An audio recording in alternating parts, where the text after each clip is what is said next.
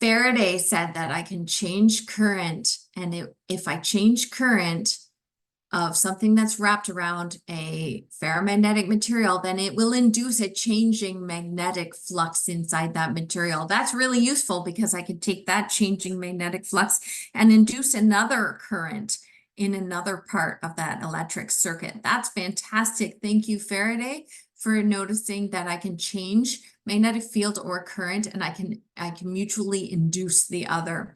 But what we've glossed over in Faraday's law is that we're usually doing this with a sinusoid, with a AC current, and AC current grows, it goes to a maximum amplitude, and then it goes back down to zero. Then it grows to a maximum amplitude in the negative direction. So alternating current is literally doing that, is alternating its direction. Current goes one way, then it goes the other way, then it goes the other way, then it goes the other way. Well, then what's happening to our flux? Well, that means our flux is not going one way, then the other way, then the other way, then the other way. Our flux is, yes, changing those directions, but it increases and then collapses, and then it increases and it collapses. But when it increases and collapses, it changes direction. So when I close this switch over here on this primary side and I have an AC current, then it's going to grow a magnetic field over here on the primary side. It's going to grow a magnetic field on the primary side that's going to be positive. And then if it tends in the other direction, it's going to hit zero and go down again. The current is going to switch direction. Well, once the current gets down to zero, this primary side has collapsed again. And then it's going to grow in the opposite direction. And then it's going to collapse again. And those magnetic lines of force are going to change direction. And Lenz said that the reaction is opposite to the action. And from this, Lenz lets us figure out the polarity of the induced voltage. Lenz said that the current that results from the induced voltage opposes the change in the original flux. And so this is what's really important, is that I close this switch and the primary flux actually goes in the clockwise direction. So here we go. I have a positive current in this primary winding.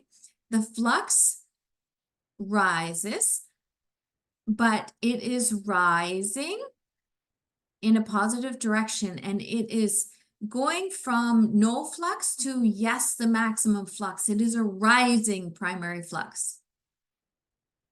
Well, the entire premise of mutual induction is that first law says every action has an equal but opposite reaction. Every action has an equal but opposite reaction is the premise of what happens here.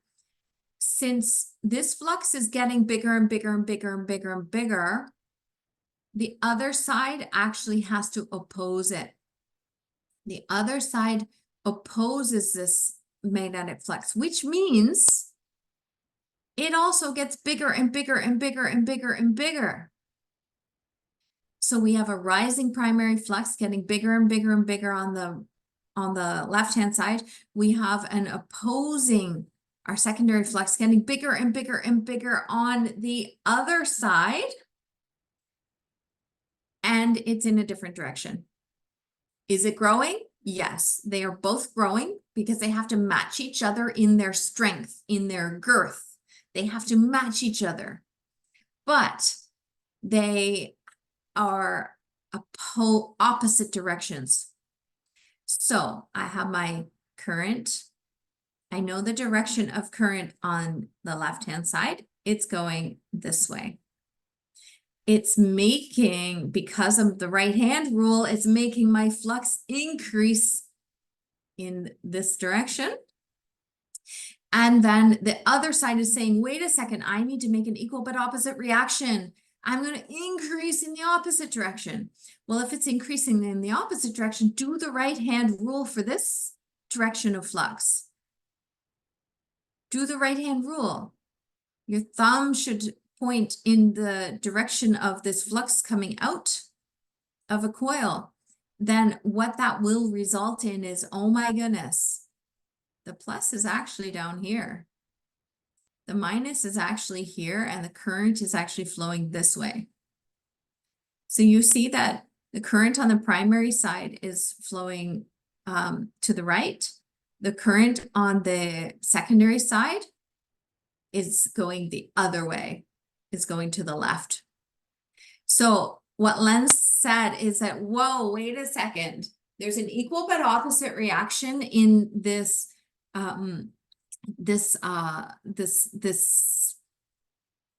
flux. Because of that equal but opposite reaction, the current's going to go in a different direction on the secondary side. Here's what happens when it collapses.